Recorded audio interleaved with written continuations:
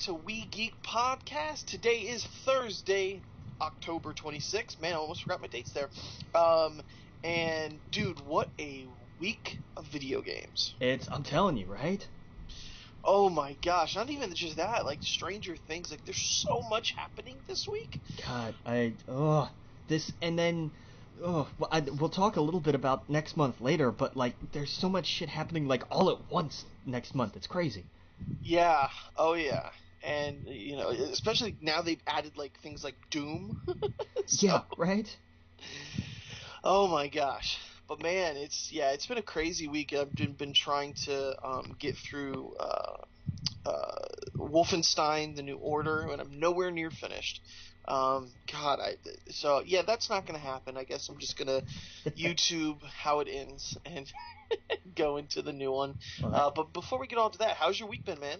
It's been crazy. Been crazy, yeah. And I seen you've been working a lot.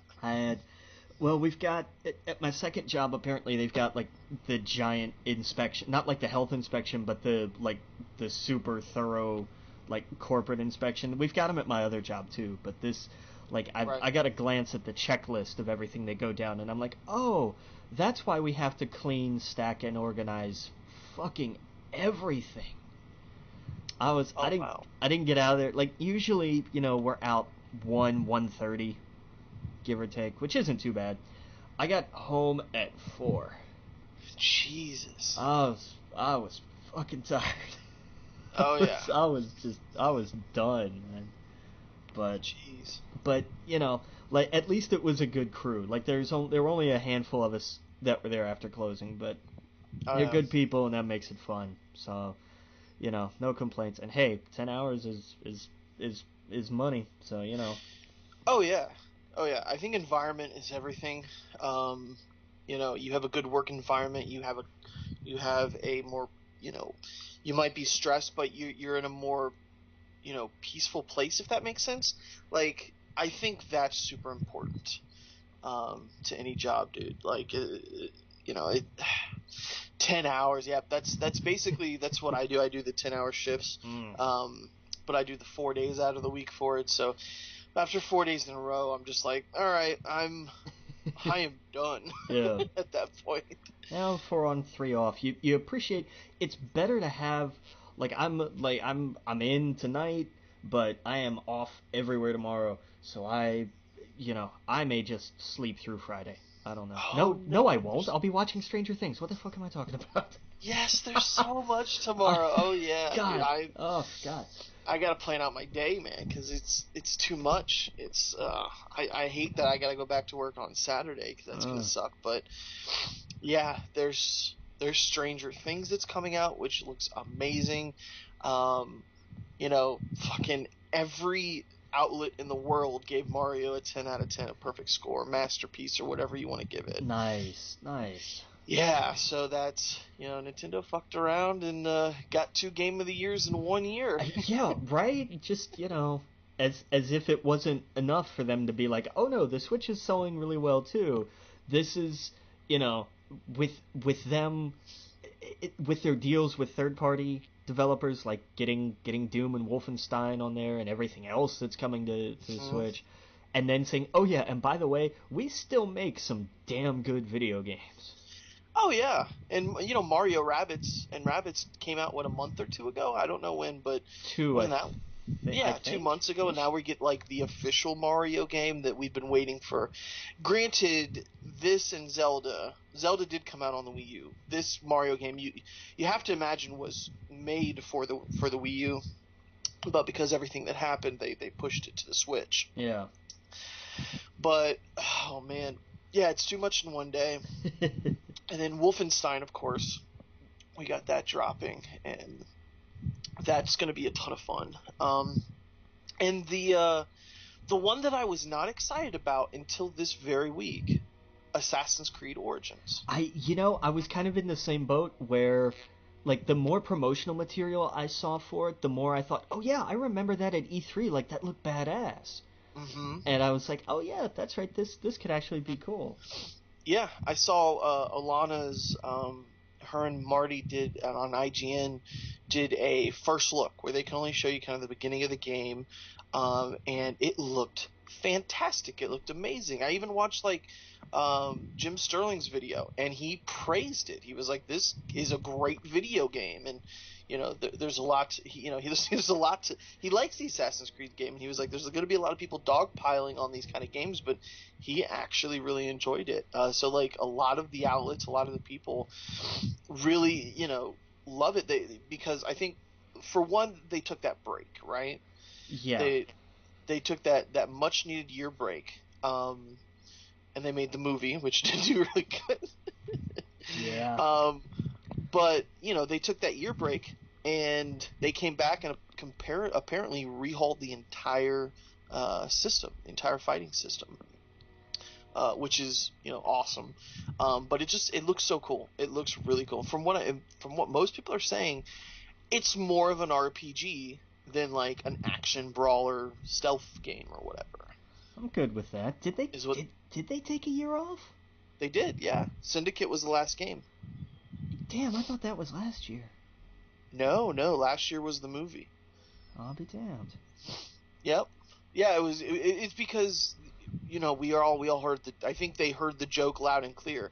You're pushing out an Assassin's Creed every year, and it's kind of the same thing, and we're kind of getting over it. And so, the team that made this was the one who did Black Flag. Yeah. No, hang on. They did Chronicles last year. I mean, like a real Assassin's Creed game. All right, fair enough, I guess. Like a main game. Yeah. Well, because they had done the one for China, and then they did Syndicate, and then they did India and Russia. The three around Syndicate were all the Chronicles games. Fair enough, I guess. Well, I mean, that was 2015. Assassin's Creed Chronicles. Well, the China one was, but India and Russia were 16. Were they like expansions or something? I think they were all like kind of standalone expansionsy. Okay, gotcha. Like I think if you put the three of them together, you'd have a full Assassin's Creed game. Right, and it's like a 2D game. I wouldn't consider that the same. Fair, that's fair. Yeah, as fair. This big sprawling RPG. Yeah. No, you know what game that I saw? I think it was Brian Altano. That he said was surprising. Oh man, I gotta find his tweet because it was just great. But you saw the Mummy movie, right? Yes. He said, things I never expected to say in 2017. The 2D video game based off of this year's Tom Cruise Mummy movie is actually really damn good. For the Switch, it's like $20. Really? Yeah, it looks like a side scroller, like adventure game. you're Tom Cruise's character and you're fighting mummies. It looks like an old school kind of like side scroller. I don't know. It looks fun. Well, sometimes less is more, I guess. Yeah, exactly. Those are the kind of games that if you remember, back when the Switch we talked about before it even came out, and I was like, these are the kind of games I actually want on it, are like these old school like Sega Genesis games and Super Nintendo games, where they were just dumb franchises and they were just side scrollers, and we don't get any of those. Anytime we get something like that, maybe I should check out that Assassin's Creed game because that's actually what that looks like. the Chronicles one you were talking about. Yeah. Yeah. So I don't know. Those are the kind of games I do want to play on the Switch. But yeah, that could be interesting. I can understand like how that would translate and why they would go that way. That would make sense. Oh yeah. But yeah, man, that's have you been playing anything this week? Just a little more of WWE. I made a mistake and grabbed South Park from a red box, and the reason that was a mistake is because like now I really want it because it was so freaking good. Oh yeah. Well, it had a free trial, I think, for like an hour if you wanted to test it out. But That's nothing. Like this, you wander into everybody's house, and then you're like, okay, your trial's over now.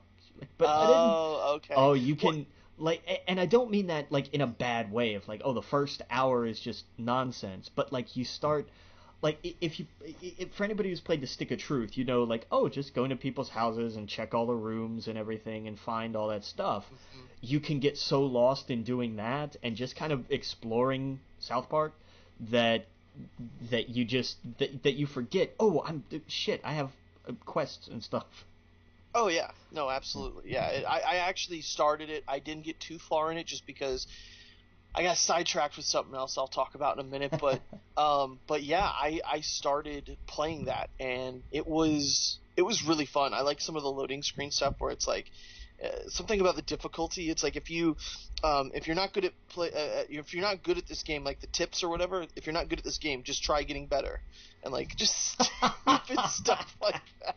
That's Like magnificent. the attention to detail is just top notch with their games. And what I loved, I didn't realize, and maybe I talked about this last week, is that if you buy the game digitally with Sony, you get Stick of Truth with it, which is such a great deal. Oh yeah. That's two games for $60 that are absolutely worth $30 a piece. And they play one right into the other. And here's the bitch of the thing: I pre-ordered the Fractured But Whole a year ago, Yes. something like that. So I had Stick Uh-huh. of Truth, and then when it was pushed the first time, they gave Right. me the option to cancel my pre-order or not. But when it was pushed the second time, they just automatically refunded me. And I'm Oh, that kind of stinks. pissed about that. Like I used it to buy some other stuff on there, which turned out to be a great idea. But Right. like I was just kind of pissed because I started remembering that. I was like, God damn it! Maybe they had to legally because it I was pushed so I far. think I'm sure there's an actual reason behind it. Like I'm not Right. mad at anybody about it because it Right. was like, well, you know, instead we're just gonna give you your money back. I could have just left it there and pre-ordered it at some point. I know, um, but I really love the guy, and this isn't a spoiler because you see him so early on. There's the dude at the bus stop, and every time you go by him, he's got a complaint about how late the bus is. And my Right. and my favorite one, when I went by him, he just went, "This bus was supposed to be here in November or in April That's or whenever the fuck, like the last time it was pushed to." that's perfect. I feel like I've been waiting for this bus for a year. Like Oh yeah. it's Yeah. it's great. I love that they have no problem taking the piss out of themselves, and I love them for that. Oh yeah, no, no, absolutely. They take the piss. That's the genius of it. They take the piss out of everyone, including themselves, and it's so good. It's like the random little things that I see in it. Like you'll walk by somebody and he'll be like, "Hey, if we all work together, we can make day drinking cool again." Yeah. Like just stupid little things like that. I catch myself. I never really laugh during games. It's not something that I just don't really do. But when it's South Park, I find myself putting the controller down for a moment, like laughing, like, "Oh my god, that just happen?" Yeah. My favorite little bits of the game are when is their imagination stuff. Is when like they're like a dragon's coming and they like wheel a cart out with two kids and a dragon, Yeah.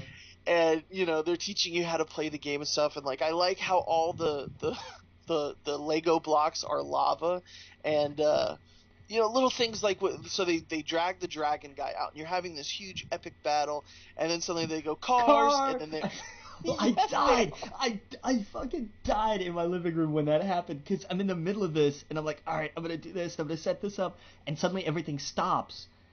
And for a right. second, I'm like, are you kidding me?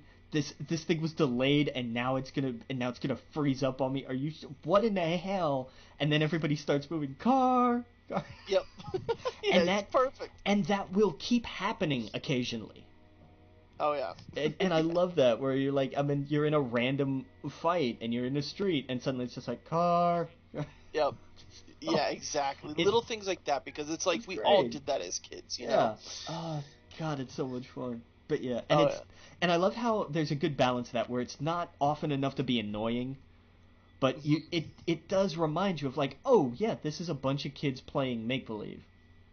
Yeah. Oh yeah. Yeah, it's so good. It's so freaking good. Yeah. So now I want that. So damn it. Yeah. This makes me miss GameFly so bad. Oh yeah, absolutely. Um, all right, let's see here. So, but yeah, man, that's I. Oh yeah, the other thing I've been playing is Diablo 3. Really? Um, yeah, my buddy has it for the PC, and we've been kind of uh going through the going through hardcore mode, where if you die, that's it. Oh yeah, yeah. And so I've been playing the Necromancer class, and it's so cool. Like, you legit have an army with you. So if you ever played Diablo 3, like, if you might have a bow, or you might have like, or you might be a barbarian, like, but it's usually just you. Where the Necromancer is like, one thing casts 7 skeletons at all times. Another thing casts 4 skeletal mages. Another thing casts a big golem, and then they're all with you. And then you have other moves that, like, you know that buff your guys, or debuff the people you're fighting. And so, like, so if it's 2 of you, you have all of this on the screen, and we're just walking through everything pretty much. But it's been really fun. Diablo's a great game. I think it's like $30 for the whole thing on PlayStation. If you want a PlayStation, it's more expensive on PC just because Blizzard is Blizzard. Sure. But yeah, no, man, just been having fun with that. Diving into Overwatch, trying to get some of the skins. I've got some really cool ones for their Halloween stuff. Have you played any Fortnite yet? I tried a little bit this week. Yeah. And then, after I died fairly quickly, it's one of those weird things where I did actually watch different players through the rest of the round, and I understood 2 things.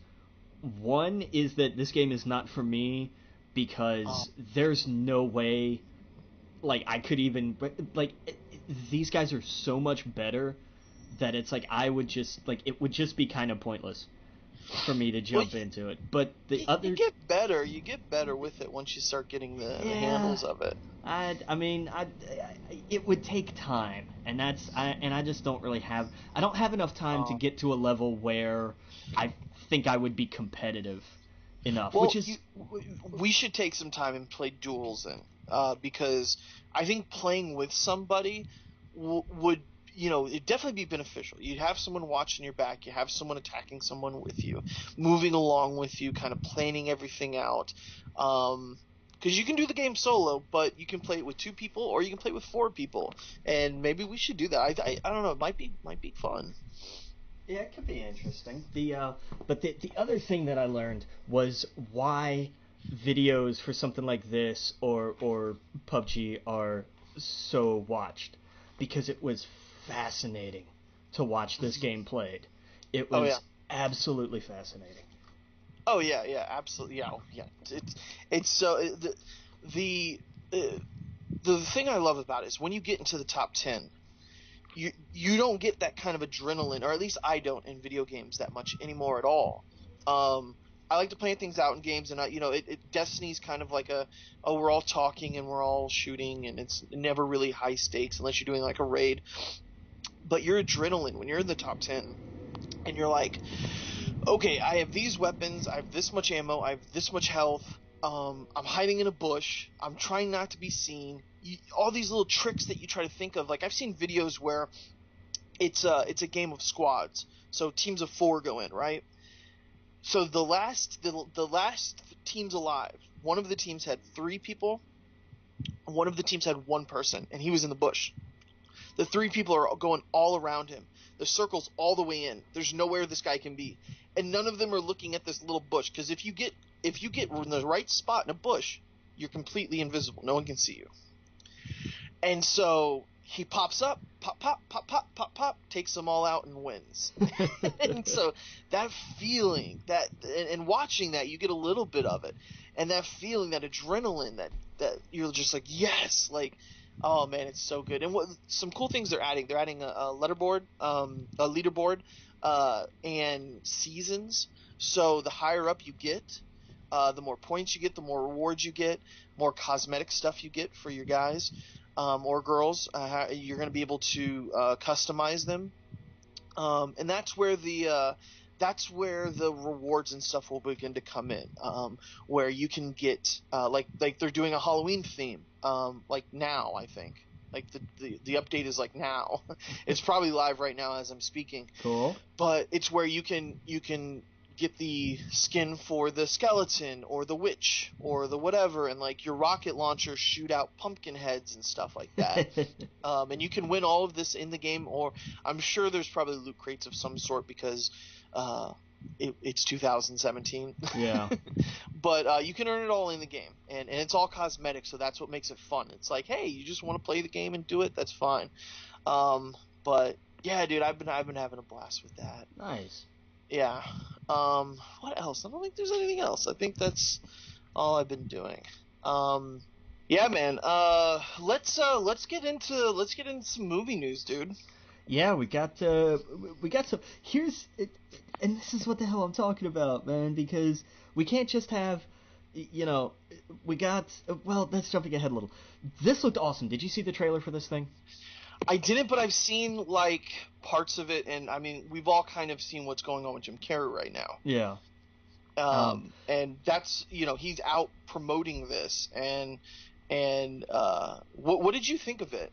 I am really excited for this. This actually, I went back and rewatched Man on the Moon the other day, because of this, and it's really interesting not just to see the parallels because of how clearly he was influenced in all this. Mm-hmm. But it's just a fascinating study, and I think it's really going to be great. I want to pull up the full name of this thing because it's hysterical. Because it's not just Jim and Andy; it's fucking The Great Beyond. Yeah, but there's more to it than that. Oh, really? Yeah, because it's got a really, really long subtitle. Oh, okay. I've seen interviews of him and the directors and stuff like that, and like.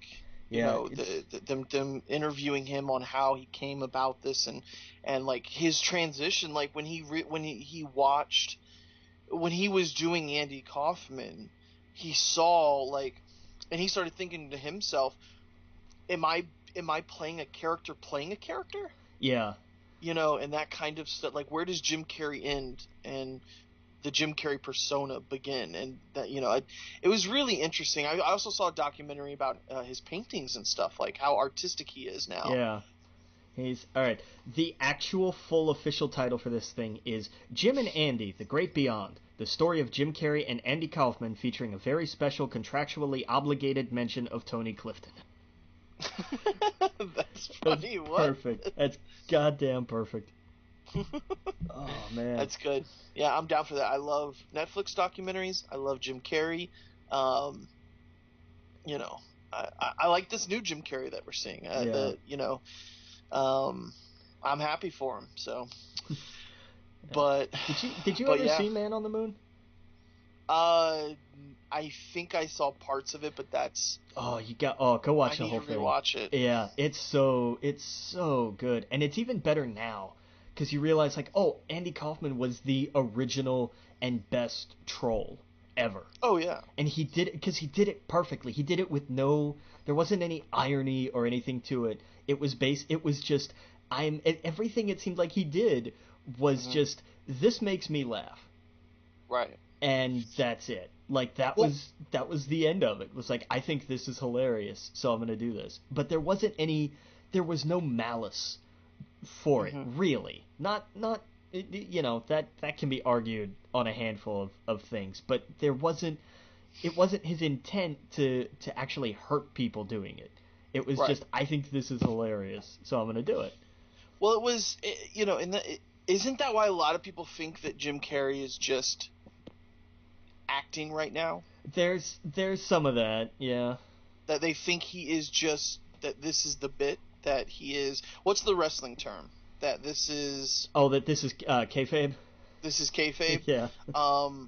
I don't know, though. I don't think that's true, because he's literally painting paintings all day long. Yeah, and every day. It's weird because you see people who monumentally creative. And what was the line from Patch Adams about the genius? That he kept digging, the guy that he met in the asylum. I'm not sure, man. Because I had it. It was something about he was digging into the human mind, and I guess he dug too deep. And you wonder how many creative people does that happen to that we don't know about. I think what's happening with Jim is this kind of interesting actual existential crisis, because you do something so long and so convincingly that you do start to wonder, where is the, you start asking seriously, who am I? Like, it stops becoming this broad, like, philosophical question, and an actual, like, which of these things is the real me? Yeah, and I think he called it, like, an existential awakening. Yeah. Because I think he was saying people are calling it a crisis, and he's like, no, I'm actually awake now, or something. I forgot how he put it, but yeah, you're absolutely right. It's fascinating. It is. It really is, because it's the same thing. Like, I do believe there's a sincerity to it. I don't think it's a bit. I don't think it's a gag. Yeah, I don't think so either. Yeah, it's cool. It's cool. So that has a November 17th release date, which is awesome. Oh God. This fucking news. News. Oh my God. All right. So, quick. If you had to pick between The Rock, Marky Mark, Deadpool, and Wolverine, which one would you choose to voice Pikachu? So those are the voices? That's the question. That's the apparent shortlist for the voices of Detective Pikachu. Not for the lead, not for, like, any kind of live-action counterpart, but for Pikachu. I was thinking those would be live-action counterparts, no. But the voice? No. This is None of those are voice actors. No, absolutely. But, I mean, because here's the thing. Hugh Jackman, I think, is just not right for it. I love Hugh, and he's great, but I don't think not even in an ironic way is he right for it. The Rock, I think, in a hilariously ironic way, would work. Why isn't Danny DeVito on that list? I don't know, because he's already doing it in Japan. I don't know. Right. Isn't he wasn't that what everyone wanted him to do it or something? Yeah, and that makes sense. If you're going to do something that's already this bananas, look at this and go, oh yeah, duh.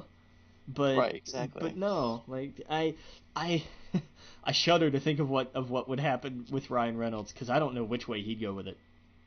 But just imagine for a minute Mark Wahlberg trying to voice Pikachu. Mark Wahlberg can't really voice Mark Wahlberg all that convincingly.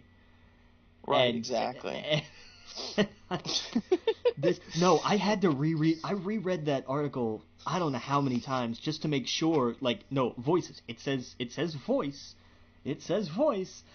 I think they're gonna go with The Rock. I really hope it's none of these. I hope this was just a leaked list just to freak people out. Right. And that it's somebody completely different. And that's what I'm betting on, but dear God. I don't want this to work. I want this to fail, and I want to see a proper Pokemon movie, not fucking Detective Pikachu. Yeah. So ridiculous. Oh boy. But anyway, this next bit of news. Gareth Evans, The Raid, reportedly in discussions to write and direct Deathstroke. And who is it starring? Joe Manganiello. Oh, okay, gotcha. Yeah, from Magic Mike and True Blood and all that stuff. That dude, who looks like he's perfect. Yeah, definitely. People love that. People love this news. Yeah. Yeah.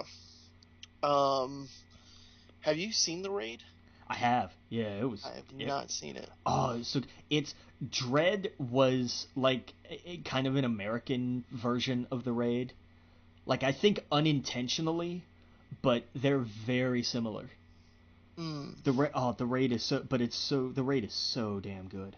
Yeah, I hear it's a lot of action. The basic premise is a SWAT team has to clear an apartment building, and it's Right. room by room, floor by floor, and it is just pretty much non-stop action, but it's all paced really well, and it's Okay. it's so fucking good.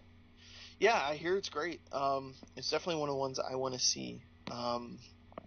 For action movie, it's been on the list. Yeah, they did a sequel that I have not seen. Yeah. Is no, that's a different movie. I was gonna say, aren't some of the people from the raid in Star Wars? Maybe, actually. Didn't they show up and they're like the I think they were Kanji Club. Kanji Club, that's it, yeah. I think Tell that to Kanji Club. Yeah. I never made a deal with Kanji Club. Right. Oh man. God, I just rewatched that the other day too. Oh yeah, man. We're gonna have a new one that drops pretty soon.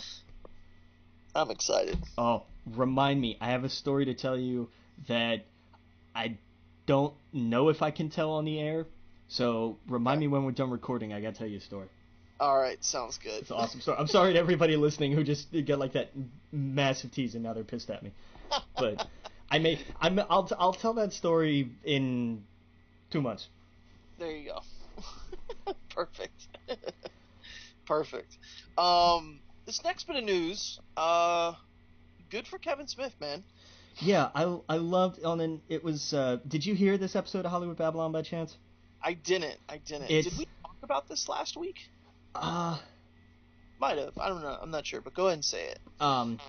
He got up and during because he and Garmin do that show almost every week from somewhere. Mm-hmm.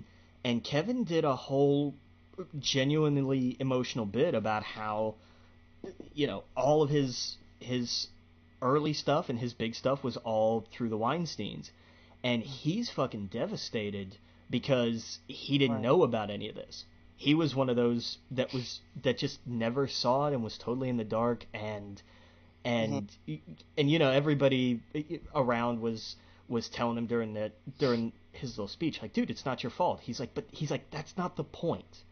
This isn't about me. This is about my career.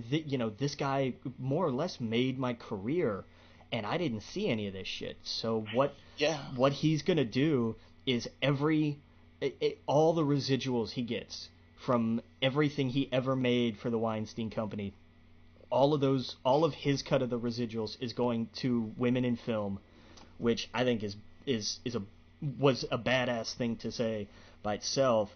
And he said on top of that, he's going to donate $2,000 a month to women in film for the rest of his fucking life. And that's stepping up and saying, look, I need to be part of the change. Right. And that's somebody, if somebody any bigger had done this, it would have been a huge story. Yeah. And everybody would have said, well, yeah, they can afford it. Kevin's not hurting for money, but he's not out there making $150 million blockbusters every year. No. This is a big step from a genuinely good guy, and I applaud him for it. Oh yeah. No, absolutely, absolutely, man. Which films of his were Weinstein? Oh man, was it everything before Red State? I was gonna say it's like all of his films. That's kind of why it's crazy. It's so much of everything. Clerks, Dogma, all of it. Yeah, give me a second. I can get a full list, but I'm pretty sure it's like everything up until I think maybe Cop Out. Yeah, it's his whole Askew universe. Yeah. It's his whole Askew View universe or whatever it's called. It's Clerks. It's Mallrats. It's Chasing Amy. It's I think a different studio did Jay and Silent Bob. Really? Wasn't it like same things who did Scream? Was that no? But hang on, because that was Miramax, and weren't they also? Let's see here. Yeah, Miramax. Okay, yeah, distributed by Miramax. Production was Dimension Films. That's why I said that. Yeah, didn't Miramax have something to do with the Weinsteins too, though? I believe so. I don't I think remember. it's yeah. Miramax Films was founded by brothers Bob and Harvey Weinstein. Yeah, they started it and then went off to make the Weinstein Company. Right, right. Wow. Yep. It's crazy. So Yeah, that hats it, off. yeah, it'd be interesting to see like how that, does he count them as well? Right. That's interesting. But yeah, that's big, man. But good on him for saying, you know what, look, this is a crap situation, and I'm gonna do something. And Mm-hmm. so good for him. Good for Oh him. yeah. Absolutely. Um, yeah, I got to download the Hollywood Babylon stuff. I've been doing I've been listening religiously to the Fat Man on Batman stuff, but I got to start listening to his other stuff. Yeah. I No. tune in every now and then when you mention it, but that's Yeah. it. No. Hollywood Babylon is fantastic. I love it. Oh yeah. Um, into some TV news, we finally got a release date for The Punisher, November 17th. Yeah. Same day as the. I hate when Netflix does this. What? Because that's the same day as the Jim and Andy thing. Oh yeah, there you go. Well, you can watch the documentary is probably just a movie, right? Or is it like a series? No, it's a movie. It's like an hour Oh. 40, I think. Oh, well there you go. You can watch the movie and then jump into that. What's that Netflix show that everyone's talking about? Masterminds? Have you seen it? Mindhunters. So good. Mindhunters. So freaking good. Yeah, I actually just finished it the other day. Oh I man. gotta start that. Yeah, it's awesome. It's a great it's definitely more about the mental aspect of it's like if Criminal Minds didn't have arrests, more or less. Like you're not following, well, and I say this that way. It's not about the crimes, it's about the criminals. So nobody's Right. obsessing over forensics or everything. It's about the interviews Mm. and it's about how the whole like profiling part of the FBI started. Oh, that And sounds cool. it's really cool, and it's only I think it's a standard Netflix 10 episodes. Um, Oh, okay. and it's really good, and it is about it's not about like, oh, and there's shootouts. No, it's about the psychology of it, and it's really interesting. It's not a dry like documentary kind of like, oh yeah, well, and here's the history of the behavioral science unit. No, it's dramatized, and it's done really well. Yeah. Yeah, I want to check that out. I know Stranger Things is coming out tomorrow, so I probably I want to get at least an episode or two in before that takes over because I've heard nothing but good things about the new season. Yeah. Yeah. Um, Daredevil Kingpin to return in season three, and season three to potentially adapt Born Again comic art Well, and or I mean, comic arc. yeah, and I mean, we could kind of see this coming. Hmm. Where you saw it at the end of season 2, and then really at the end of the Defenders, Right. where Matt ends up in his life and everything in particular. Like Hmm. I can definitely see that's probably where this is headed. Yep. Which means Bullseye, which is awesome. I can't wait. That's what I want to see. Hmm. Oh yeah. Absolutely. It's gonna be a good one. Love Daredevil. Um, Titans. Ryan Porter, Big Hero 6. Cast as Beast Boy in live action series. Yeah, they keep rolling these out every so often, and then you forget it's going to be on a Warner's by itself streaming service like like this CBS All Access thing. I can't do another one. Yeah. Well, I can't. but here's the thing though, like this is where we're headed. Yeah. And I know people have been saying it for a while, and it's just now getting to that point where cable, the TV is going to be for things other than a cable box. Now we Yeah. are finally really getting there. Yep. It's and I can't do it. I gotta break somewhere. yeah, Yeah, it's because it's all a la carte, and yeah, it happened with HBO. I mean, hell, HBO's been doing it since they started. They pioneered this back when with premium cable, like they started this shit, and then right, they had enough because they had enough programming to justify people paying for their own channel. This right, is just the 21st century equivalent of that, which they also started. right, right. So everybody else is just gonna follow their lead. Yep. Yeah, Ryan Power. Yeah, I could totally see him as Beast Boy. Yeah, he's got the Yep. kid-ish. Could pass for early teen or whatever. Yeah. Hmm. Yeah. Make him green or whatever Beast Boy is.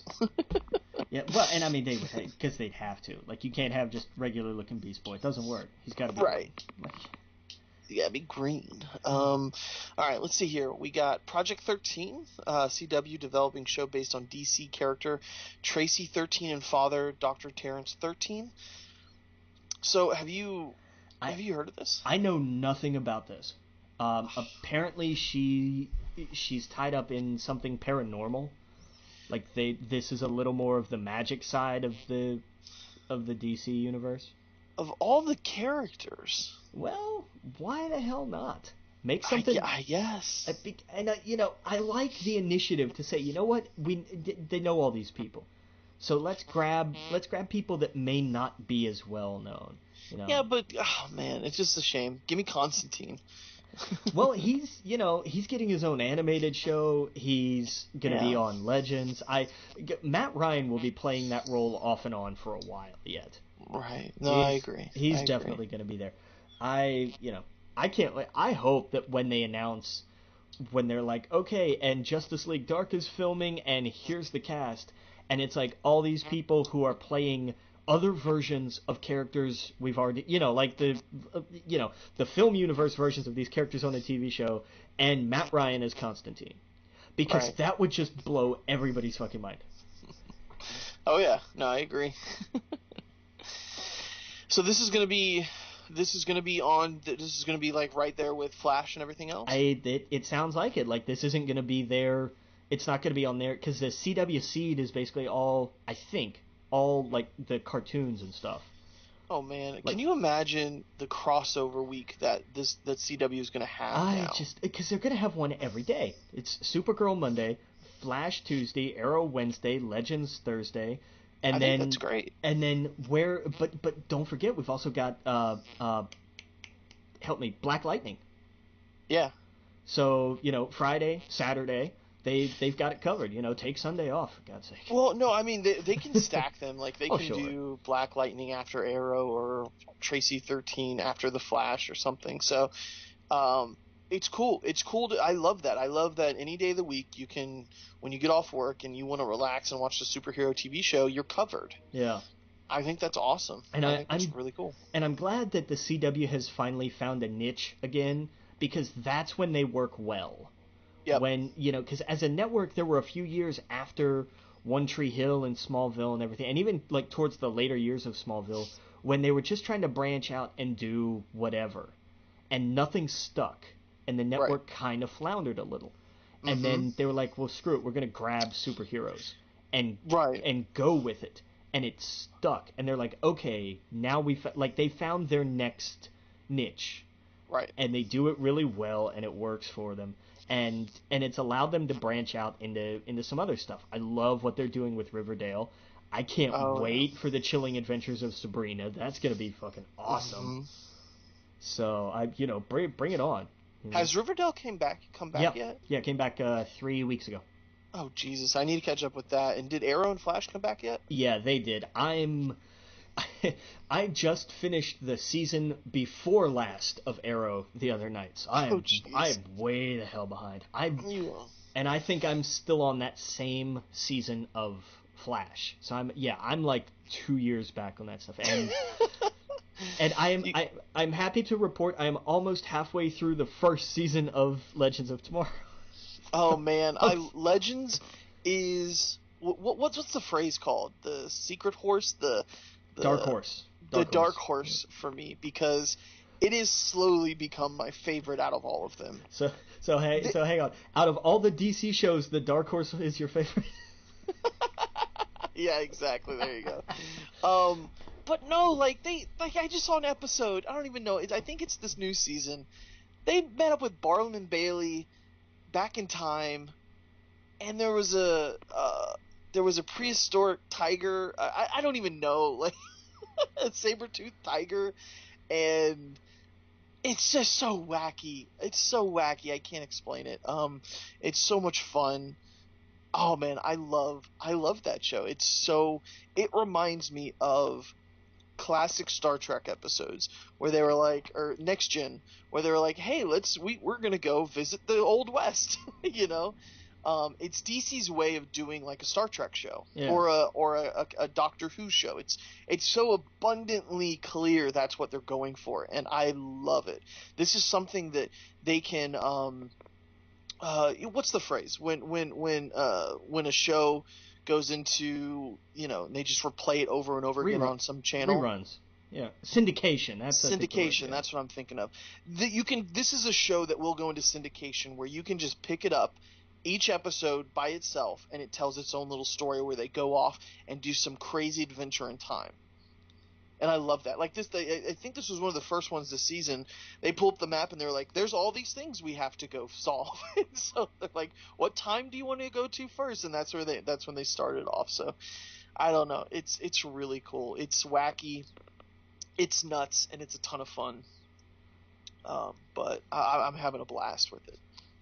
It's not as, you know, Flash is more like, I don't know.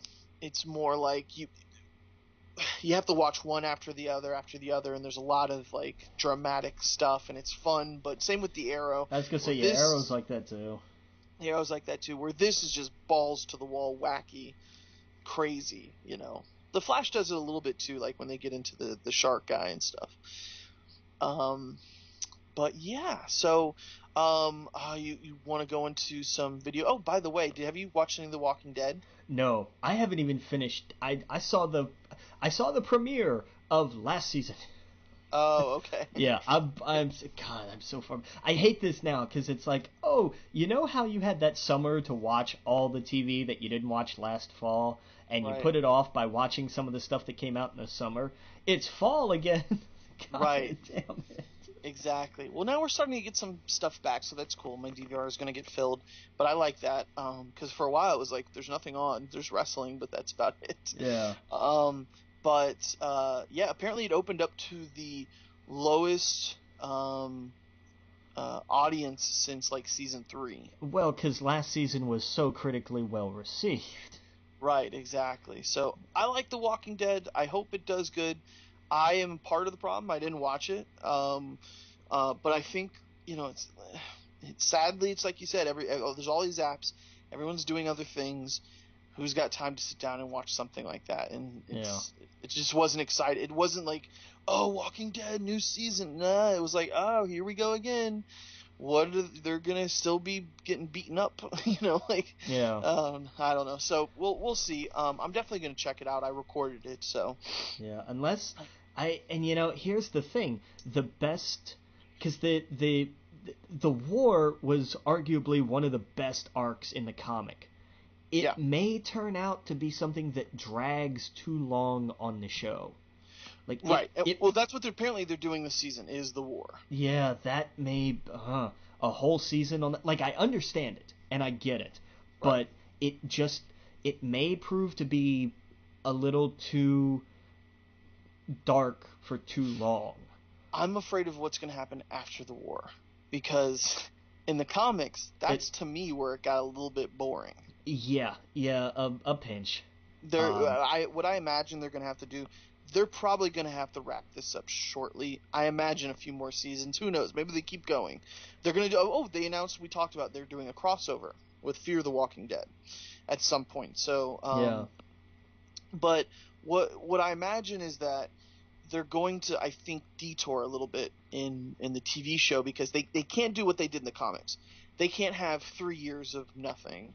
Well, there's not nothing, but you know what I mean. I think they're going to ramp ahead immediately and go to what's next in the comics. The next big arc where a lot of people die and a lot of crazy shit happens. Yeah. I think they're going to ramp up to that really fast. Yeah. They'll probably just do a time jump where they're like, hey, it's... I would totally be cool with that. Like the finale, let that be the finale, like after the war, and then the next, like split the next episode into, present day and flash forward or something. Right, right. And they're like, it's 5 years later, and this has happened, and this has happened, and this has happened, and this huge threat is now here. Right, because then you can set up the next season, and this can be done well. And I hate people who say this is lazy, but here's this part of, you're kind of doing Arrow in the sense of here's what's happening in the current day, and then cut to here's a flashback to when this person went and did this thing. Like you can do that in an effective and interesting way. It's not tremendously hard to do. Oh yeah, you could show characters and relationships that you were like, wait, what? How did that happen? And then you have flashbacks and you show how that blossoms, kind of deal. So yeah, totally. You want to jump into video games? Sure. Yeah. This was some bummer news too. This was the worst news for video games in a very long time to me. Visceral Games, EA closes the studio down like they typically do. And there was no clear indicator of why that I saw. Did you happen to find anything? Yes. Okay, let's talk. They basically came out and said they tested the game. They said they did not want a single player Uncharted-like game. They weren't happy with what they were doing. And so they wanted to pivot it to, they want to pivot the design of the game to a living game. A la Destiny. Basically. EA wants to make a Star Wars Destiny game. Done. Sold. Sign me up. I am not happy about this, dude. I hate the idea that they scrapped this project in favor of that project. I don't want a Star Wars... I mean, I would like a Star Wars Destiny game on the side of an actual story-driven game like an Uncharted storytelling game. We were living in a day and age where that is a thing of the past now. It has become very abundantly clear that more and more games want to become these live-in games where you live with this game for 3 or 4 years. And their whole idea is they don't want you selling the game first off back to GameStop. Right. And how can we get more money out of you? Except microtransactions. It's all microtransactions. Not just microtransactions. Microtransactions. It's season passes. It's the loot boxes, which is just gambling. It is. I want a single player, story driven RPG for Star Wars, and it looks like we just are probably never going to get that again. The closest we're going to get is that KOTOR is backwards compatible on the Xbox One now. Yeah, and that's really sad. Is that we 1313 we knew about for a while, and then it was canceled, and then a year later they announced the new Star Wars game. Everyone got excited. They got Amy over from Uncharted, all these people back on it, and then for years it's like, well, we're gonna have something, we're not ready yet, and then you heard like there was some drama and that they had to redo stuff, and now basically EA is going, how can we make money off of this thing still? And we've put all this time into it. Yeah. We can't just release a $60 game and get our profits back. We have to do a loot box charge. So by the end of the day, you're going to be paying $120 for this, plus whatever, loot crates you want to buy. And I don't know. That's depressive. That's sad. It made me look back at the landscape right now. You have the same thing in Shadow of Mordor. Yeah. With all the loot crates and everything coming out, loot crate this, loot crate that. There's some other games that don't rely on that kind of stuff, like Nintendo's not doing that with Mario, Wolfenstein, but literally everything else has become this loot crate gambling thing that you live in. And I don't know, man. It just bothers me that's what they're doing. They closed the studio that did, Dead Space. Man, it's terrible. Yeah. And what's next? BioWare? If BioWare doesn't do anything remotely close to that. Well, given the way Mass Effect Andromeda hasn't set the world on fire, I mean, I'm just see, this is the kind of shit that used to land EA on the top of like most hated companies lists. Oh yeah, and absolutely. they're doing this again. They had a time where it looked like they might actually kind of course correct, and now they're just sliding, and they are sliding fast back down to it. I don't know. Well, I like the idea of a Star Wars Destiny game, but I wanted the other one more.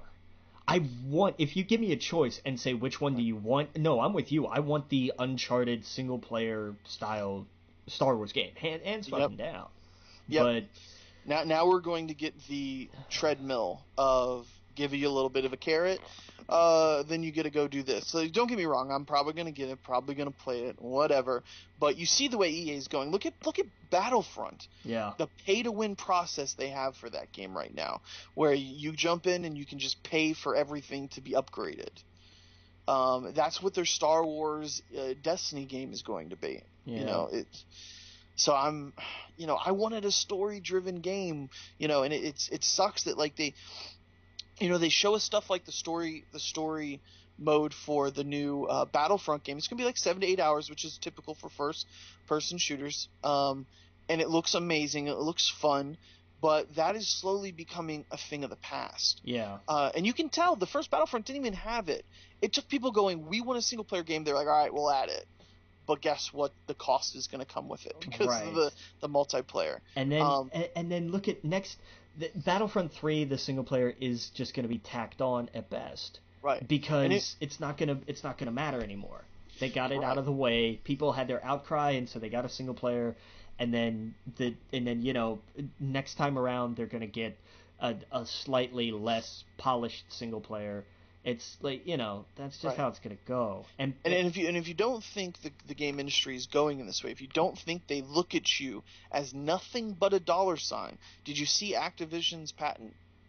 Yes. That just came? I did. Well, it was just revealed, but it had been something that 2015 they filed it. Yeah, and they had to do a shit ton of backpedaling.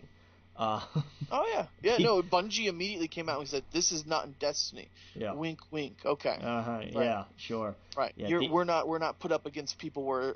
How many times have you been killed by someone with a gun that you just never heard of or seen before? Yeah, and I'll be honest with you, that's kind of what turns me off from doing like a lot of the endgame stuff. Like I haven't been on Destiny in a couple weeks because I'm at a point now where I'm like the only thing left is like the ultra high level endgame stuff, and I'm just like I don't want to go through the grind. Right. For one thing, I don't have a group to go through the raid with. I know I could jump in. I know you could probably browbeat people into letting me join one, but I don't. Like I'm just like I just want to get in and enjoy a game. Yeah. That's really it. There is the idea of challenge and accomplishment and all that, absolutely. But there comes a point where it's just diminishing returns to me, where I'm like, this was too much for me, and this is just me talking about me. This is just some of the stuff is like, this is a crap load of effort for not a lot of result. Right. Like, No, I agree. I think Destiny is extremely dropping the ball, even for people that go through the raid and do the end stuff. Because, for example, they just released Prestige mode, and it doesn't raise your level, your light level. So what? It has the only reason you would go in there is because of the challenges, right? And because you get gear that are glowy. There's no raise. There's nothing for even the player that wants to, beat their head against a wall. There's no reason. So literally all my friends aren't doing it this week. I think we've all done one Nightfall, and that's why I'm playing Diablo 3. It's Wow. Destiny's There's they got a problem right there's now. no raise on the light level for Prestige. That's nuts. Yeah, there's no holiday. There's no Halloween holiday right now in Destiny. Like, Are what are they they not? doing? They're not even doing that. God damn. Like Yeah, and no, they don't get a pass because this game's only a few months old. No, they absolutely don't. no, I But saw a huge list of all the things missing from it that yeah. Destiny 1 has, like private matches and picking what kind, for example, simple things like picking what kind of multiplayer map you or multiplayer game you want to do. Like, just there's so many things completely missing from this game Right. that It's either competitive or whatever the hell the other one is. right. You don't get to decide on. That's insane to me. And I always thought that was weird, but Oh yeah, yeah. Like right now Destiny 1 sounds like a better game than Destiny 2 on paper because of how much more it offers. that's The Dreadnought and all the different things you can do. yeah, you're not entirely wrong. Yeah. But yeah, so anyway, it sucks about Visceral Studios. I hope they all land on their feet, and I'm sure they will go to other places. It really sucks to see that happen. I don't want studios to close down. I want them to make good games, and it's just right now, like EA right now, all these companies are having bad like PR for the last month has just been going crazy with these companies. Yeah. Actually in entertainment in general, but like EA and Activision and even Warner Brothers with the Shadow of War stuff. Yeah. These companies are like, well, they're on to us, but I honestly think nothing's going to change. I think it's not. it's going to blow over. Yeah, there'll be outcries from people like us, but Mm-hmm. and like I am guilty of the fact that I will still buy Battlefront 2, but it's like, but I won't buy a loot box, which is not a big deal. You still bought the game, but It's honestly having me consider going to Redbox and playing the story mode. I gotta be honest with you. I'm considering the same thing, Yeah. but here's the thing: the only reason that I wouldn't is because of the arcade mode that we got a taste of in the beta, because Right. that's something that I can just pop on and do and just have fun with that for a while. Right. That interestingly enough is what's saving me. Like the Yeah. old, because it's kind of a little old school Battlefront with Yep. that mode, and that I like. Give me that. Like I don't care. I'll play that. I'll put that on and play that for Mm-hmm. hours, just because. Right. No, Like, I'm sure I'll get it. It's one of my buddy. It's the only game he has, so I have to get it so I can play with him. But yeah, it's definitely got me considering, and it's crazy to think of because just a few months ago I was thrilled about it. yeah. But In the speaking of in the meantime, support Ubisoft. Buy Fractured Butthole. yes, exactly, Yes. absolutely. I think even apparently Assassin's Creed has loot stuff in it, but it's not anywhere near any of Well, this kind of stuff. and here's the thing about that too. Nobody, even after nobody has ever bought Assassin's Creed to play the multiplayer element. Nobody, Right. nobody. Everybody plays it for the single player element, and Right.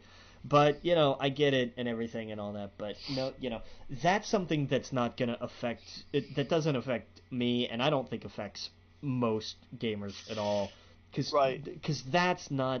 I get it. They're jumping on the wave of like, and we can do this too, and everybody's Mhm. like, yeah, but nobody plays your multiplayer anyway. Yep, absolutely. And I hope that the thing with Nintendo with Mario and stuff like that. Did you see they announced the Animal Crossing for mobile this week?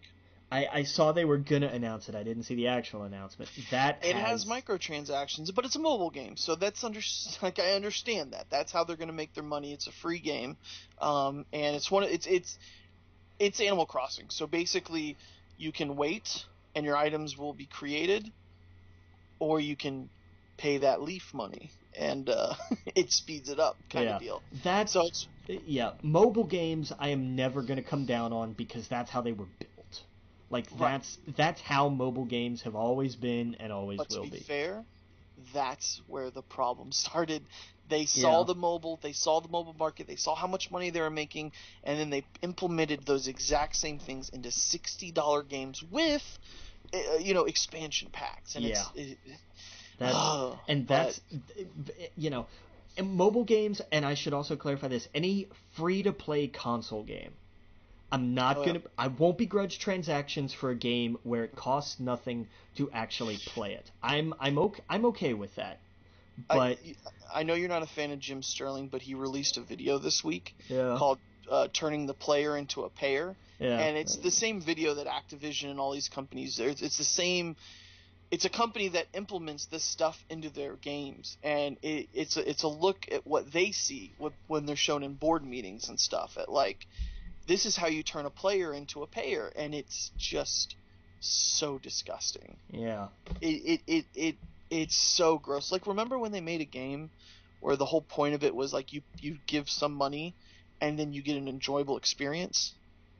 That is that is a long thing gone at this point. The only companies that are still doing stuff like that is the guys who make Wolfenstein 2. You know what I mean? Yeah. A lot of these indie games, they don't want to drain you of money. They want you to download Axiom Verge and maybe take you back to the time where you played Metroid. Like, I can't stress this enough. You've got to support those companies and those people, and it's going to be hard to find nowadays. It's going to be the indie games. It's going to be Nintendo for like their regular console, not their applications, but stuff like that. Like, I can't wait to jump into Mario and just have fun with it, and Right. not go, I have to buy a bunch of loot crates or something. I and the other thing, like, I'm okay with the idea of add-ons that are just like all the just cosmetic nonsense. I have absolutely no issue with any game who's like, if you want to buy these extra whatevers that are purely cosmetic, go for it. Right. If it's anything that has no actual bearing on the game, Right. I don't care. Charge whatever the hell you want. I'm not buying it, and if somebody else wants to buy it, go for it. That's fine, whatever. But it's Hmm. when it starts having that effect, And that's where I have a problem, and that's and I where. agree with you. I But agree with you. But the problem with these companies is you give them an inch, they take a mile, as we're seeing right now. yeah, they're taking a lot more than a mile. Yes. Oh yeah, they're taking a whole field. Um, Metal Gear Survive Zombie Survival spin-off game that no one wants to play gets February 20th, 2018 release. Yeah, okay. I look, I'm not gonna be checking this out at all because I'm still pissed at Konami. But you Yep. know, Oh yeah, no, definitely not. it's just Um, it's weird. Like you almost want to play it because it's just such a bizarre pairing. right. I Everything else about it just makes you feel gross, though. yeah, Yeah. yeah, Microsoft stopped making the Kinect. yeah. That took long enough. Yep. Which is a bummer because I remember like the first E3 where they debuted the Kinect, and I was one of those people who was like, "Oh, this is gonna be huge," Oh yeah. because I'm an idiot, and it just No, I mean, it looks awesome. That kind of technology looked cool, and then when it's not. It's cool for like a week, and then it's just not practical to play games. And then they didn't do anything with it. that's how these things die, is because they just leave it up to the small little in-house studios, Hmm. and then they say to third-party people, "Oh, if you want to do this, you know, here's your dev kit, basically." And how many studios look at this and go, "Oh, we don't really have any room for that shit." Yep. Like, there's no incentive to use it. If the Kinect had been something that they had stuck with and worked with and really followed on and done, actual R&D and invested in it, like a product at a business, which I know is why this is a bizarre kind of tangent, but like, you could genuinely have this make something. Yep. I think the other problem is some people don't have big enough living rooms for it. But I mean, Oh yeah. that you can make the technology better. There are so many future applications for something like this that just seeing it kind of wither and die is It sucks. disappointing. Yeah. But it's not unexpected. Right. I mean, this this is just the next casualty. And I say this with a mild amount of trepidation. I worry that PSVR might one day head the same way. Oh yeah, yeah. Until they figure out how to do microtransactions and Mm-hmm. all that other kind of stuff with it. Yeah, Resident Evil I think was their last big release for it, but yeah, I don't know. They need to drop the prices on them, and they need to make them wireless, make them more affordable. And games. The biggest Yep. thing for these is you have to have games for them. There are a ton of games. It's just they're not the kind of Eh, games that I think people That's it. are gonna go out and be like, I need to play that. You know what I mean? It's like they have one for the new Battlefront, but you don't see it in any of the trailers or anything like that. They don't advertise it.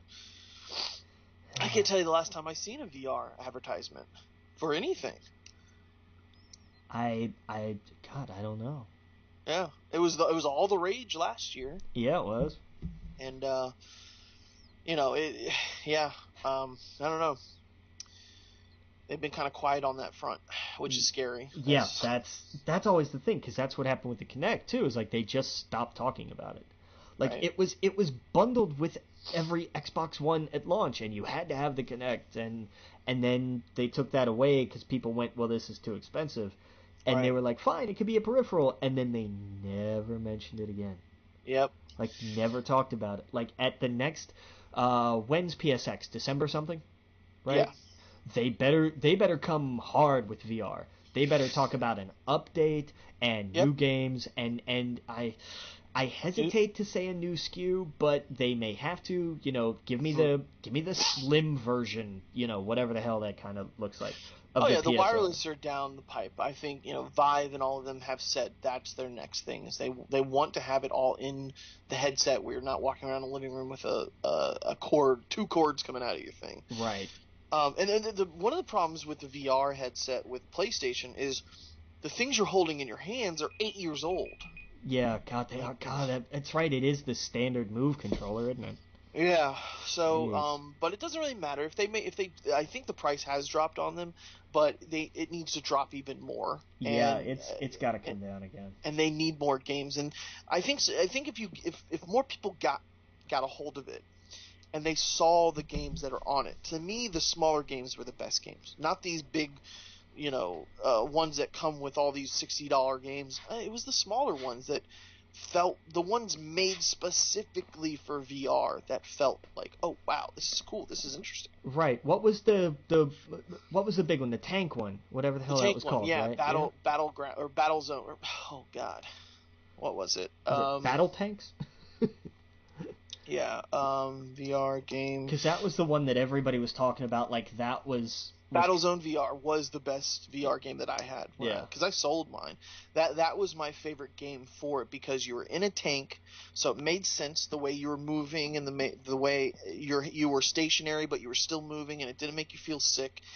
They need more games like that, more games where you're inside of like a mech, kind of slowly moving or something like that. Those are perfect. I just have one word: Mech Warrior. Yeah. Oh If yeah, it'd be there's ever a fantastic. platform to bring this back at, I Yeah, mean, you could God, do a Power Rangers. You could do a sick Power Rangers game in this dude, are thing. you kidding? Like bring back Gundam. that's it. That's fucking it. I'm Yeah. serious. There it is. There it Yeah. is. You want the next PRV? Not only are we doing a new version of the PSVR, it's going to be cheaper, it's going to be wireless, and it's going to have a Gundam game. And Yeah. show it and make it look awesome. Make Yeah. it, oh my, oh. And surprisingly, the games that are third person, where you're behind the character, where you're looking on as like this godly figure, is oddly way more satisfying than I thought it would be. It looked and felt amazing in a lot of these games that I tested and demoed. And that's what I didn't expect. I thought, first person where you're in the world. No, when you're looking above it, it was awesome. It was really cool. Um, yeah. Trying to think of the one. It was the one with the music. I don't know. My mind's going blank right now with it. It was an older game. Shit, you were like flying behind the guy. I don't know. I'll think of it later. But I think the problem is that people are gonna see like, oh, Skyrim's coming out for it. Nah, it's not that good. Super Hot VR, a great VR game. Stuff like that. Res Infinite. That's the one I'm thinking of. That was the one. That's the one where you're behind it, and that looked awesome. It just looked amazing. But yeah. So let's see here. What else we got? We got some. Oh yeah, Dragon Ball Z. Dragon Ball Fighter Z gets January 26, 2018 release date, which is cool. It's right around the corner. Yeah. They're gonna have they have like a season pass. You get like 8 characters and a bunch of other stuff. So I don't know how I feel about that game, because I was excited when I saw it, and then when I played it, I was like, oh shit, like I don't know what I'm doing. And it's not a normal fighting game where one guy's on one side of the screen, you're on the other, and you can clearly see your moves. It like breaks away into animation, because it's straight up animation. But like all of these, like I'm being blown across the planet, and then they're all up on me, and I can't even tell if I'm kicking or where I'm at. And interesting. Demo the game first if you can. Yeah. I did the beta. That's how I was able to get a hold of it. And I don't know if it was just because these people just knew what the hell they were doing, or what. But it was a little intimidating. It made me sit back and go, all right, is there a single player to this? Because I can't do anything. I literally could just sat the controller down, and it would have been the same outcome. Wow. Yeah, that's not really good. Yeah, like I don't know if I was going up against like fucking professionals or what, but it was just like, well, this is embarrassing. But yeah, it was cool. All right, let's get in. I'll let you take this one here. Yeah, because, there's not going to be a week for a long time that goes by without, here's somebody else in Hollywood who's done this. What the hell was this guy's name? I don't even remember. James Tollback, who made The Pickup Artist and a handful of movies. He's had a long career, but like nothing that I think even I've heard of. He looks like a fat Total Biscuit. He totally does. Oh boy, yeah, okay. But, yeah, he's a creep. Yeah, so he was the next one that we heard about, accused by at the time I saw the article, 38 women. Yeah. That's sexual assault too. Yeah. Like that's. Yeah. I mean, it's gotta stop, guys. We gotta knock this shit off. And especially this one takes the cake for creepy this week. I didn't see this one. You didn't see Tyler Grisham, who's an agent at I forget the name of the agency. I think it was APA. Not that APA, but there's a real APA. Who was I just got that. Yeah. Although, let's be honest, that wouldn't be surprising either. What was the APA? What was the acronym for? Acolyte Protection Agency. Acronym. That's it. Yeah. I was real fast. I was listening to the Giant Bomb WWE 2K, and Dan was trying to explain who JBL is. He's like, he was a cowboy, then he was an acolyte of hell and of the Undertaker, who was a undead god. And then he was a rich oil salesman. It was just hilarious. Yeah, try to explain wrestling to people in just general terms, and it's hysterical. It really is. Right. All right, and he's like, and then he got, then he became kind of a bully. Yeah, I don't know. It was just hilarious. Oh man, sorry. Go ahead. But yeah, so this guy Tyler Grisham was an agent, has been accused of sexually assaulting an actor and a film editor, and the thing that's more sketchy about this is that the actor whose name I do not have here used to be a child actor and seemed, from what I remember, to imply that this happened around a questionable legal age, so not. It was more like 16 than 12, but still like this. Oh, the kid from Stranger Things. Well, no. The kid from Stranger Things fired this guy after hearing all this stuff. Oh, I thought one of the kids from Stranger Things accused someone as well. I didn't see. I know that Finn Wolfhard was represented by this guy, and then when these accusations came out, fired his ass. And then the agency put him on indefinite suspension or whatever in order to conduct an investigation, and then very shortly thereafter also fired his ass. So that Wow. So that was that. Oof. And the James Tolbeck thing has a coda to it, which actually just happened today. Alec Baldwin also got lost in a character that he plays, and decided to attack the woman who did the reporting on this stuff with James Tolbeck. And what was basically just went back to being old, I'm a misogynistic asshole Alec Baldwin. Right. Where was what did he say? The highlight line from this was, why don't you let prosecutors and real journalists investigate such cases, and you stick to divorces and plastic surgery. Wow. So yeah. That's and how many times because how many free passes has Alec Baldwin gotten over the years? And at what point do we finally say, you know what? No, he's just a dick. We have to stop forgiving him. Yeah. So yeah, that's it. Just they keep piling up, man. It's aggravating. It's not fun. And when it's people you follow and admire, it's even worse. Right. But there is the occasional silver lining to these things when somebody gets out ahead of it and decides, look, I'm going to lay this on the table and own it, and not pull any punches. We saw the statement from Adam Blampier this week, formerly from What Culture, now with Cultaholic, where basically there's I'm trying to find the way to describe this in a not here's the official statement way. Right.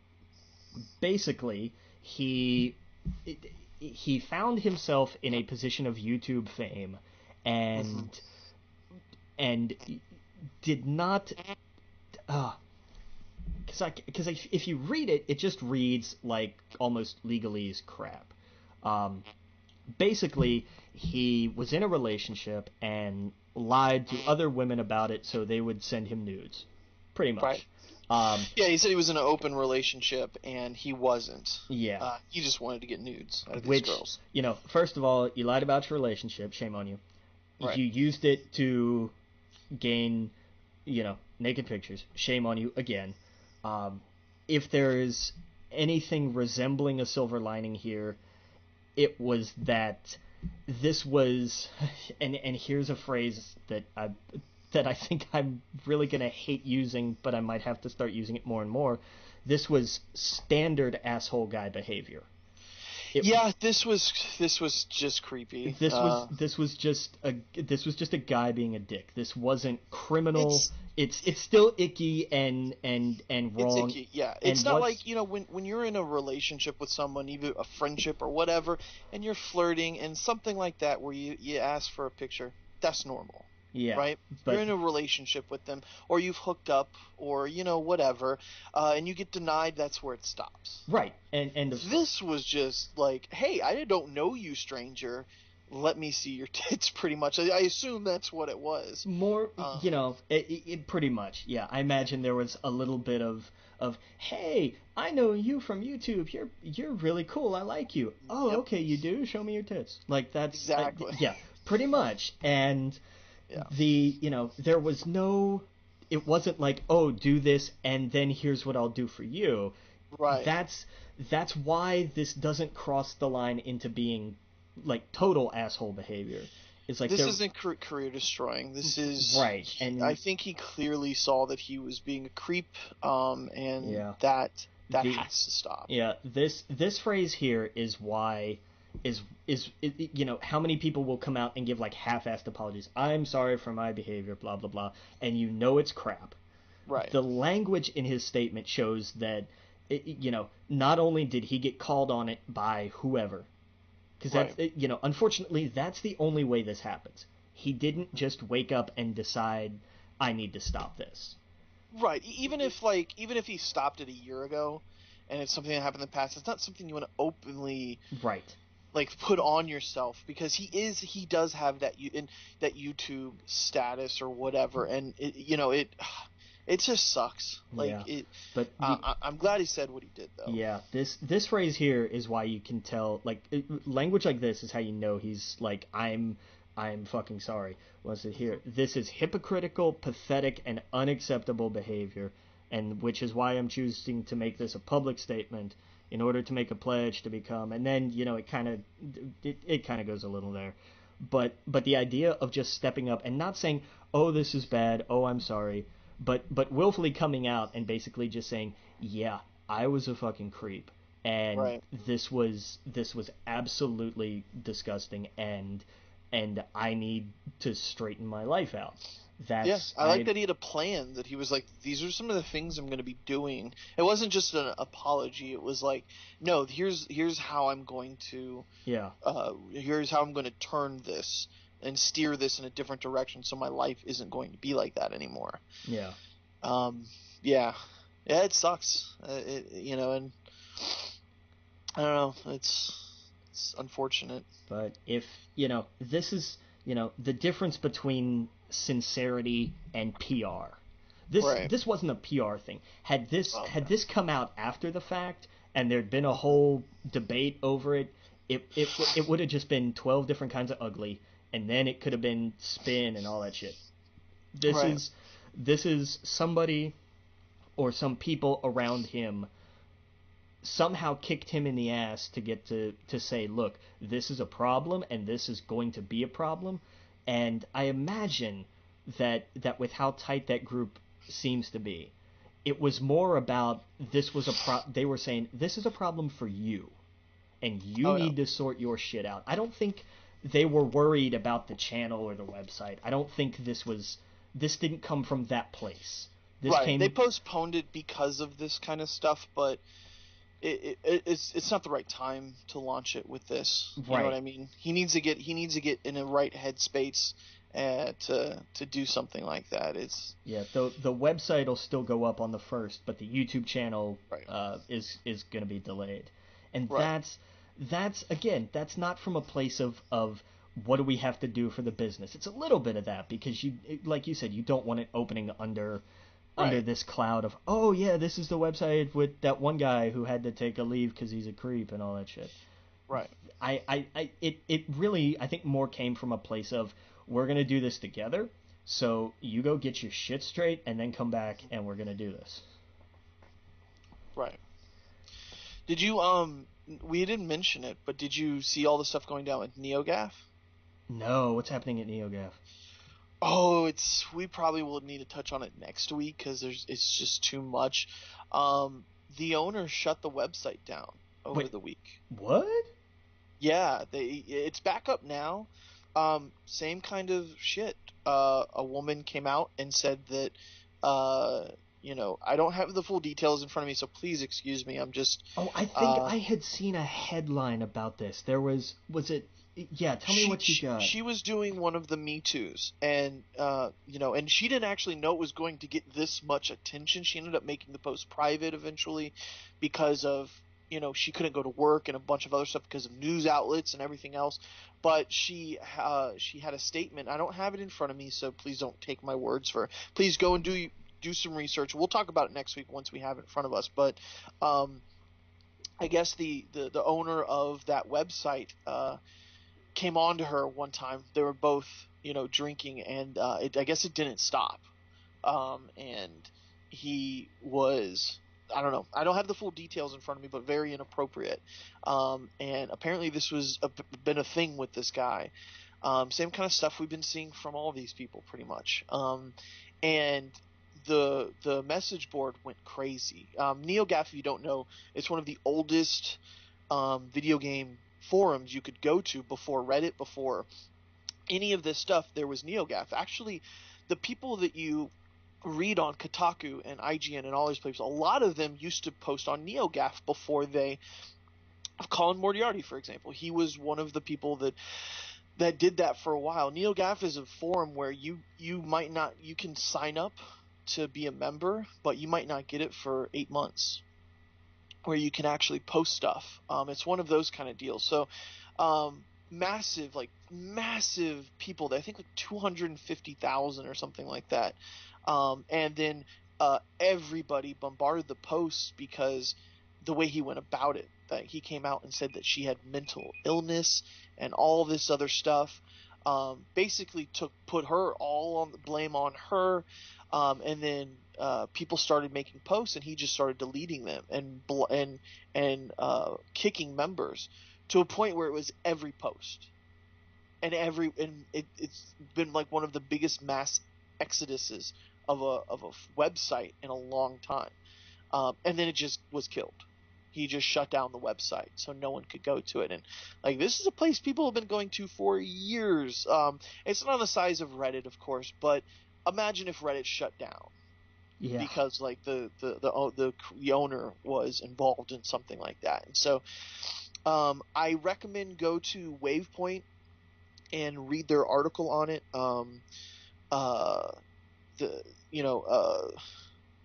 Forget the writer's name. He was at Giant Bomb for a while. Now he's over at Wavepoint, but he did an article, and he actually spoke with the owner to kind of get his perspective, and it's all there laid out on Wavepoint's article. So I highly recommend go read that. But yeah, it's been a thing.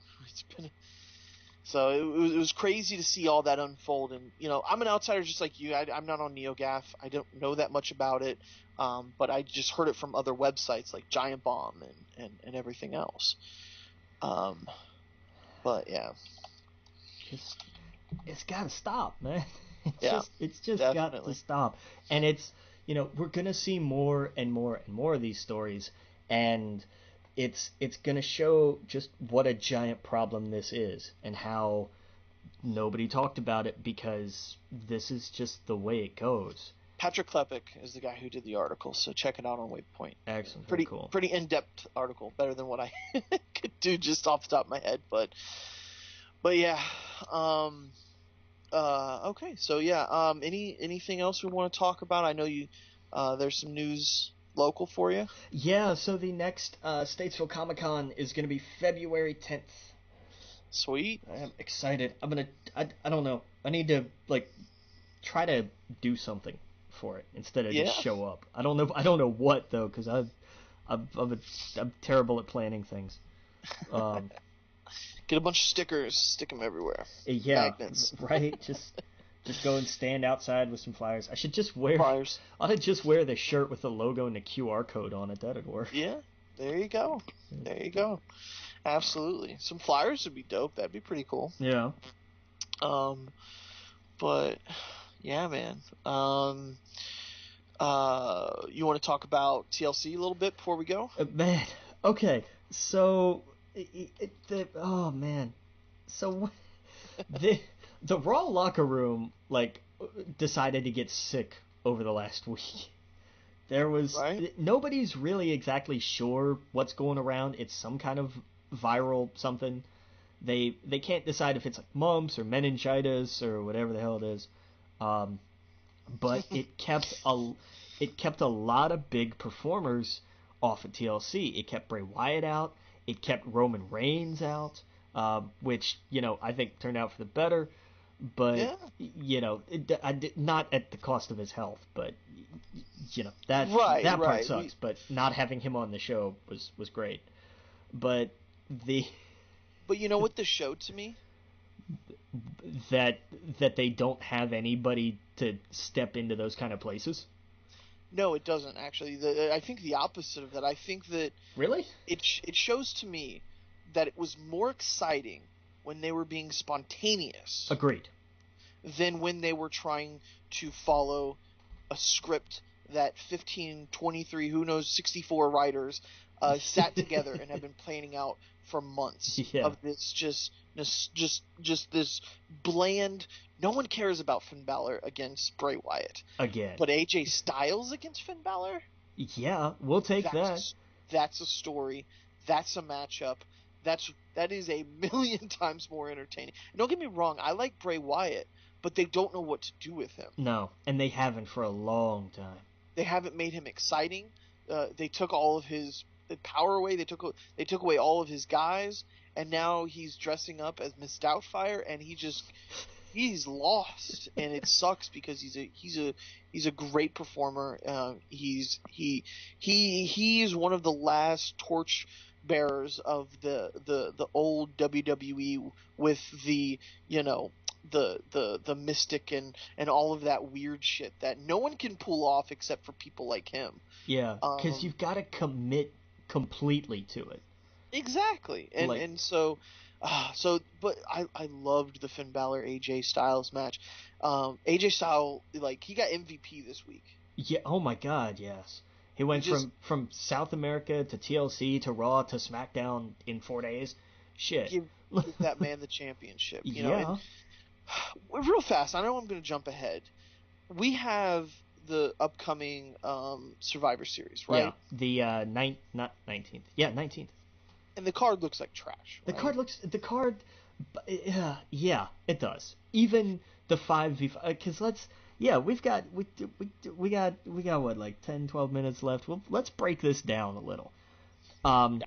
Because it's I like the idea. I actually like the idea of Raw versus SmackDown at Survivor Series.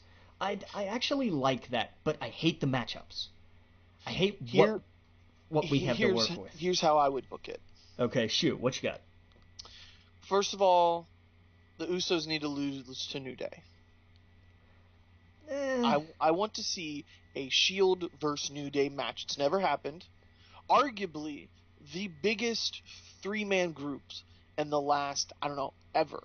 Yeah. You have Shield, 3 people, New Day, 3 people, and both have done things in the WWE that most tag teams would never come close to. And we've never seen them come together and fight. Agreed. Yeah, that's a 6-man tag you could put on the card and people would show up. For sure. Yes, people would show up, absolutely. I mean, I love the Usos or whatever. They've actually really grown on me. But I don't want to see them versus the Shield.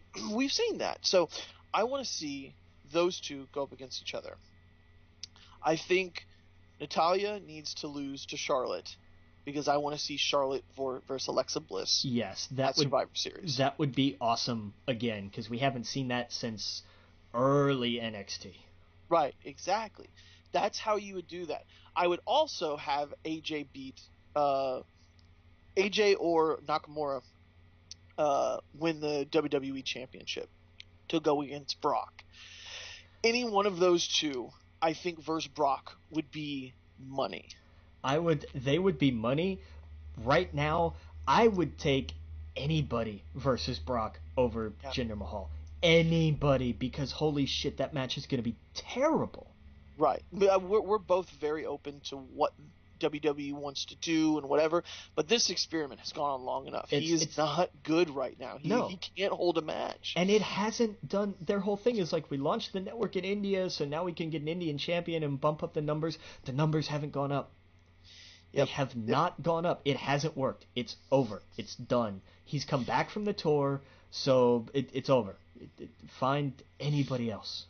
Yep. Exactly. Yeah. I would put the title on James Ellsworth for all I care. It would be better served. Absolutely. Oh my God. I'm tired of Jinder Mahal. Oh yeah. We're also getting The Miz versus Baron Corbin. Here's the thing. This is the odd one on the card because I genuinely don't know how this would go. Because we know Miz is a fantastic worker and he's great on the mic. Corbin is not a slouch in the ring either. So this might actually be surprising because so many people are going to look at this and go, oh, I don't want to see this. It might actually surprise people. Yeah, well, who would you pick if you didn't have Baron Corbin on it? Miz versus Ty Dillinger. Miz and Ty Dillinger. Oh, there you go. That would be actually pretty entertaining. That I would watch because that's both of these guys who like to hype the crowd, who like to work the crowd. And Ty, that's a series that Ty could definitely learn something off of too. Oh yeah. Like that's not that he he's got the crowd behind him and everything, but he could pick up something for sure from that, and it would help elevate him to be in there with somebody like The Miz, and I think that would be a way better choice. Absolutely. Yeah. Yeah. So I mean, I don't know. We're gonna get. I don't know. I have a feeling that somehow Sami Zayn and Kevin Owens is gonna get involved with the tag team stuff. I think they're gonna have a run for a while, going back and forth against New Day for the future in SmackDown. Because didn't we read before that they want New Day to have the record for the record? Yeah, which means the problem with that record is that the Dudleys set that record over like a decade plus career. They want the New Day to break it in like the next couple of years, which is just then the record is just meaningless. No, I agree, but I see them doing that. I see them pivoting from the Usos and like going against, Kevin Owens and Sami Zayn, because honestly, Kevin Owens and Sami Zayn has been the most entertaining thing on SmackDown in the last few weeks. Watching Sami just go full on with this bit is the best thing he's done in WWE. It is magnificent. Kevin Owens, when he goes, hug me, hold me tight. That was just so good. These two as a heel team are serious money. Like they're absolutely bank, and I love it, and I can't wait to kind of get away from Survivor Series, so we're not worried about brand loyalty, supremacy, unity, all that nonsense. So we can just go back to regular. We now return you to your regularly scheduled feuds. And I think they're gonna add on there it's got to be Shane versus Kurt Angle, or they're gonna be on the team. They won't be on the team, I don't think. Shane Angle again. Yeah, I think it's gonna happen. Depending on Angle's shape, because here's the thing: Angle, their King of the Ring match is a fucking legend now, but Kurt had to carry that match because Shane not all that great in the ring. And they're both now pretty green. Yeah, that's Angle is not in tremendous ring shape. We saw what he can do at TLC, but also that was great. What a moment! Yeah, it was. See, that's what I mean. Like this, that's what I mean when the WWE is forced to be creative. They are great in spur of the moment stuff. Like when they're like, okay, we don't have Roman Reigns. Let's fucking put Kurt in the Shield attire and have him come down with them. What a crazy moment that was. It made for it worked out. But it also worked out because Kane went postal on Strowman. Right. Why is he out? Is he not going to be in Survivor Series? Is he's dead? I guess now. Yeah, I guess. They killed him off. Yeah, I don't know exactly why he's out. That gave me anxiety. Obviously, I'm like, well, they won't throw him in there. But then I'm like, if they go in there, something's not working behind the scenes. Right. And I was like, oh, that's. What if a kid sees this and he's like, I'm going to throw Timmy in there because it's wrestling, like Garbage Man. I don't know. I saw that and I got anxiety for some reason. If the garbage men literally killed somebody. Yeah, like if the garbage men aren't paying enough attention to see two kids playing around the truck and one of them gets thrown in, then that's everybody else around there's fault but the WWE. Like, I'm sorry, I don't do this whole blame with this. They saw it on TV. You know what else they saw on TV? The fucking Sopranos. So go ahead, ask him about the gambling ring he's running in the basement. Like, but this is directed at. This is more for children than The Sopranos. I don't care. It's something that's accessible for them to watch. I don't know. Right. I don't care. I have always hated that argument. But no, it's family friendly. Like that's how they. It's not. Sopranos is not family friendly. Well, but my point is they can still watch it, and if you're the kind of parent who is not gonna tell their kid, something about this. You don't have to tell, like wrestling isn't real, but remind them it's a show. Don't throw Timmy in the dumpster. Right, don't, garbage. don't do Yeah, that. garbage This is truck. bad. But, I mean, come on. These guys beat each other up. Let's just start there. We'll put all the extraordinariness about it aside. If, Oh, but that's what we did. That's what I'm saying. Like, me and my brothers, we saw what they were doing on WWE, and we were like, yeah, let's do the same thing. Oh, let's put a table out and jump off the roof. That's what everyone did. yeah, even though it says, please do not try this at home. And, Yeah, but, like your kids, well, I get it. But I there's just saw that, and I got anxiety. I'm like, oh, don't do that. But, so, Braun, I don't know. I saw, and this could be totally wrong, I saw this on a Facebook post, but did someone say he's making a romantic comedy? I hope to God that was a joke. I hope it was. But I also kind of hope it wasn't. Like, he could put... I thought they were making a joke off of, this is what Cena's doing. Right, exactly, yeah. I'm pretty sure, but I gotta be honest with you. It would kind of be great if you're watching the next whatever crap rom-com next year, and she's like, oh, but I have, you have to meet my brother, and Katherine Heigl, I'm not finished with you. It's the title.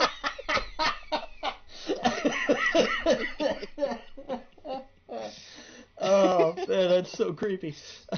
Yeah. Oh man. That's perfect. Well, but maybe they'll be doing a beer chug out of his butt in the next movie. Oh my God, fuck me. Oh, that movie. Oh, but, man. Here's the thing that I didn't know, because I didn't do the math. I didn't know that Survivor Series was the 19th, and that the SmackDown Live show I'm going to in Charlotte is the 14th, which means it's the go-home show for Survivor Series. Oh, there you go. I didn't know that until I saw the date for Survivor Series, and then I was like, wait a minute, hang on. And I had to look at my ticket, and I was like, oh shit. So, when everything goes down at the end of SmackDown before Survivor Series, I'm gonna be there. Nice. And That's I awesome. am stoked. I am so excited. That is cool. Are they doing aren't they doing a special event too around Survivor Series? What do you mean? On the channel? Aren't they doing the WCW something? Starcade is later? The same. Is it the same? When the hell is Starcade? Damn it. Yeah, let's look at the dates of that. Yeah, because it's in Greensboro. Yeah. God, it's November 25th. Gotcha. Oh, so it's after. Okay, so it's a week from the day before Survivor Series. Because Survivor Series is the 9th. It's the following Saturday. That's what I was trying to say. Okay, so Survivor Series is next month, though, right? Yes, the 19th. The 19th. Gotcha. Okay. And so you're going to be on SmackDown on the 14th. Yes, I am going to be excited. And this is the 25th. This is the following week after. Yeah. Okay. Yeah, it's the next week. I hope they do a Raw and SmackDown where it's classic. I'd be all right with that. Yeah. That would be a perfect week to do that, honestly. Yeah. Man. I don't know. It's going to be interesting. I hope some things change, because the way the card looks now, I'm just not... Alexa versus Natalya is not exciting. You know, Brock Jinder is a joke. I think they put that out there to get a feeling of what people think. I think they're going to change it. I honestly think New Day is going to somehow get it. What the hell did they expect was going to happen? Right. Oh yes, Jinder Mahal, the most beloved WWE champion in history, against Brock Lesnar, the most beloved when he's here Universal champion in history. This is a farce at this point. This is almost insulting. Exactly. No mention of AJ Styles, Kevin Owens, the people that are actually driving the stuff. Well, I think they're Nakamura. They're thinking about the big guys on the team, because that's going to be your main event, is Team Raw versus Team SmackDown. Right. It's not going to be the champion versus champion match. It's going to be the 5v5 match. Yeah, I have a feeling they're going to be on the team. I have a feeling Kurt Angle and Shane. You think it's going to be? Yeah. It's going to be Team Angle versus Team Shane. I don't know. Yeah. I mean, didn't they do that last year? Wasn't Shane on the team? Yeah, and look how well that worked out for him. Oh, they're going to do a celebrity referee, right, for the Brock? There's a rumor going around it's going to be Cena. That'd be I could see that. That would be awful. I don't want to see John as a referee. I do. That's like, I don't know. I like John Cena now. He's entertaining. I think it'd be funny to referee the to referee the match. I don't know. I don't know. All right, but we got to wrap it up. Make sure you go to our Twitters at WeGeekPodcast, at TheLoganWitt, at Adam Estep. Make sure you subscribe to us on iTunes and give us a good review. Shoot us an email, wegeekpodcast at gmail.com. Make sure you listen to us on the n.fm, which will be back very soon, so pay attention to that. And we'll be back next week. I think that's it, Captain. Captain.